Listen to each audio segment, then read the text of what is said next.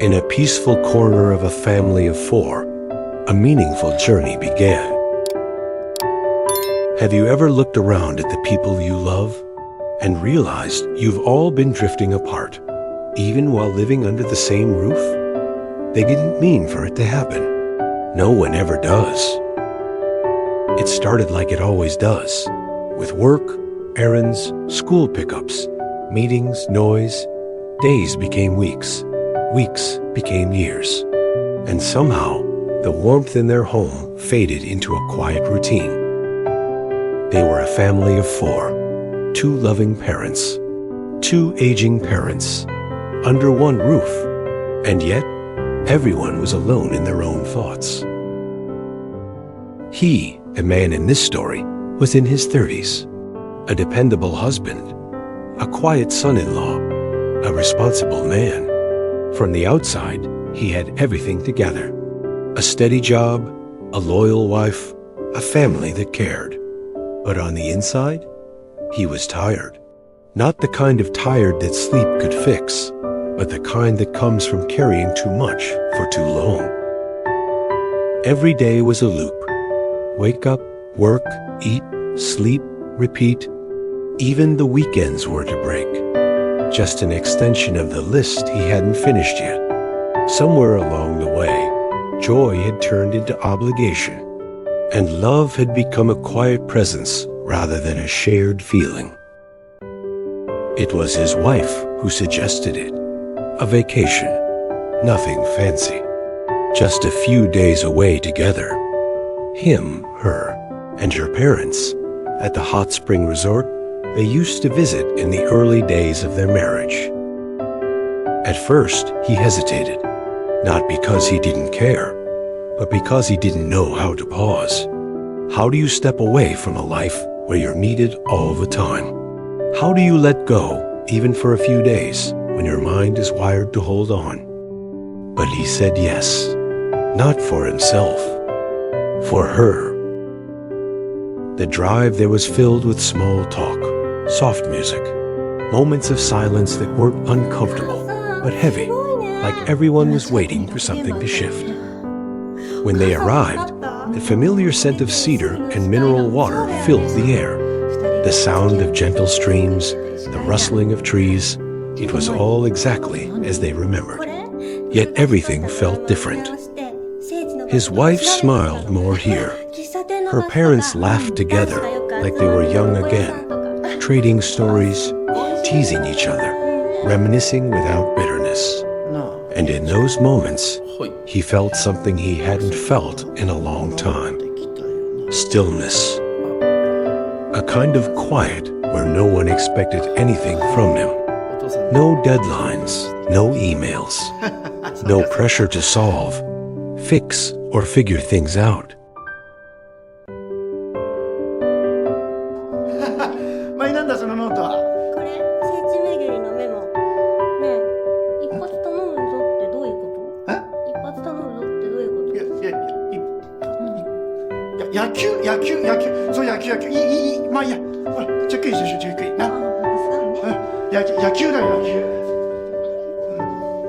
At dinner that night, the 4 of them sat around a low wooden table, sipping tea and sharing warm dishes. The conversation flowed effortlessly. Stories about their first visit there, childhood memories, harmless gossip. And for the first time in a long time, he wasn't calculating what needed to be done tomorrow. He was simply there. Later that night, while the others retired to their rooms, he and his wife stayed behind on the porch. She looked at him gently and said, "You've been somewhere far away lately, even when you're here." He didn't deny it, didn't make excuses. He just nodded. Because it was true. He had been far away, in his head, in his worries, in his endless to-do lists. She reached for his hand. "I miss you," she said softly. Those 3 words, they weren't a complaint. They weren't even sad. They were an invitation. He looked at her, really looked at her, and realized how much he'd missed too. Not just her, but them. the version of their love that existed before life got in the way. And in that moment, under the stars, wrapped in the quiet hum of the resort's night air, something began to shift. Not everything, but enough. Enough to open a door he didn't realize had been closed. And in that brief, peaceful moment, something clicked. It wasn't that his life was broken. It was that he'd been running so fast, for so long, he forgot what it felt like to simply be. Later that day, the family explored short trails, took silly photos, and stopped at snack stalls. His once stern father-in-law laughed at his own jokes. His mother-in-law moved slower, but glowed with every scenic view. And his wife? She was radiant, not because of appearances, but because she was present. And suddenly, he realized she had always tried to be present, even when he hadn't. That realization didn't hurt. It awakened him. She had been quietly holding the family together, planning, remembering, caring for everyone, including his parents. And he'd been so busy carrying the weight of being the man that he failed to notice she had been carrying it with him. That night, in the quiet of the public bath, memories came back, their late-night chats, their first fight, moving in with her parents to feel closer. Over time, routines became walls. Silence became distance. And he forgot she was still growing, still needing to be seen. Later, he found her brushing her hair. Without a word, he took the brush and gently continued for her. No words were needed. In that silence, they began finding their way back. That night, warm dinner and full of laughter. Her father gave him a rare smile, and for the first time in a long while, he truly smiled back. This wasn't just a trip. It was healing, quiet, steady, human. And when she found the small wooden charm he bought, it said everything. Together. This one felt full of unspoken understanding, full of peace. A week ago, this silence would have made him anxious. He would have filled it with questions, thoughts, work. Now, he welcomed it. It was the kind of quiet that only comes after you've said what needs to be said, even without words. But just because they were returning home didn't mean everything would magically change. The house was the same, the neighborhood unchanged, the mailbox still full of flyers. Life, in its relentless way, kept moving. And that's when he realized the real journey had only just begun. Because it's easy to find peace on a mountain.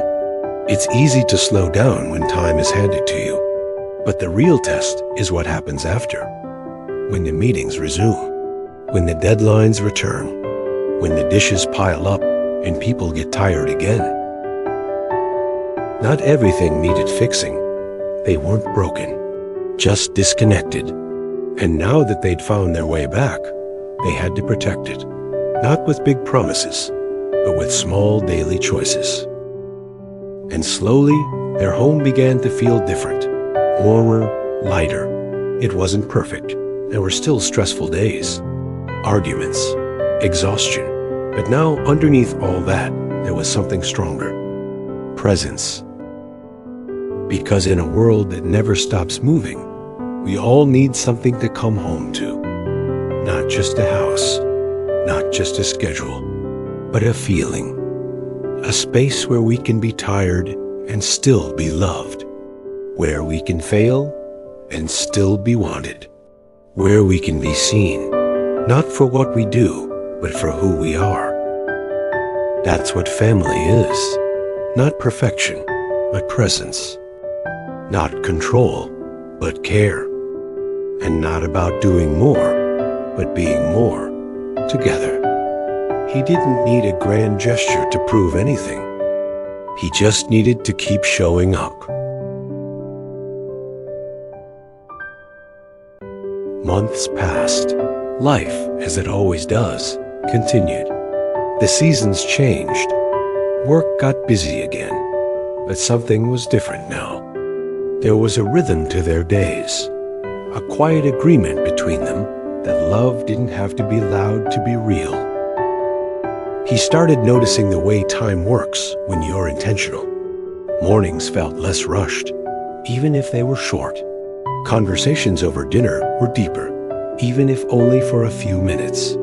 The space between people started to shrink, not because they had more time, but because they made more meaning from the time they had. For the first time in a long time, he didn't feel like he was running behind. He thought about that, then said, "We might. But now we know how to come back." Because that's the truth, isn't it? Life pulls us in different directions. Responsibilities shift.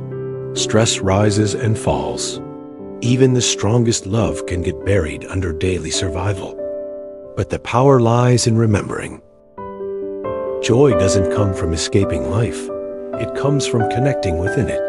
Presence matters more than perfection. And the quiet ones who sit beside you through exhaustion and silence, they're the ones worth holding on to. He didn't find all the answers. Still works hard. Still feels pressure. Still forgets sometimes to slow down. But now, he notices when he's drifting and gently pulls himself back. Because love isn't in big declarations, it's in daily choices. To listen, to stay present. He realizes this wasn't just a vacation, it was a journey. Not to find something new, but to remember what was always there.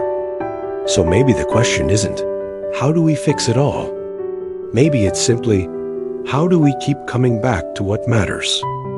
That's the journey, and it never really ends.